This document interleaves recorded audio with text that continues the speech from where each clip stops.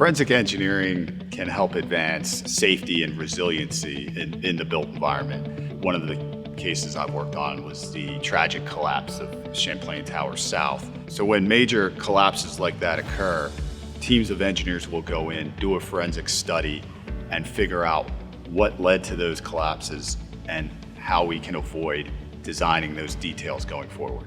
Whether an event damaged the building and has to be defined, or you have a building that has issues, the owner knows there's issues, and you have to go in and find out the how, the why, and the what. It's not CSI like you see on TV and there's a crime scene and you're there with all your tools and trying to figure out this and that.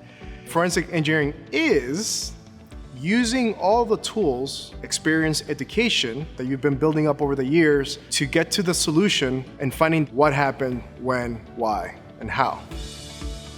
We go out in the field, but we also have laboratory testing as well, so we can actually bring in those new products before you even install them on a building and test them in our labs. We have ice ball impact testing. We can do large missile impact testing with 8-foot-long 2x4s. We can do small missile impact testing with ball bearings. Positive and negative pressure to 10 by 10 foot chamber with or without water spray. We can subject materials to advanced UV aging. We can put them in dark ovens and heat them to high temperatures, or specialty freezers that go many, many degrees below zero. We're an air barrier accredited lab, so anything it takes to certify a material for an air barrier, lots of testing that has to get there to be what they call an air barrier certified product. Testing in our wind simulator with winds up to 175 miles an hour. We can do all kinds of testing here.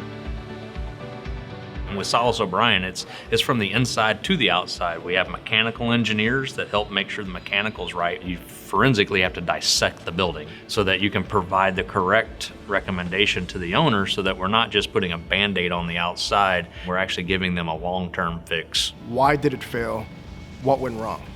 Was it a design flaw? Was it a construction defect? The importance of the forensic engineer within the industry is to be able to provide these answers so that we can move forward and make sure that we get people back into business or get people back into their homes.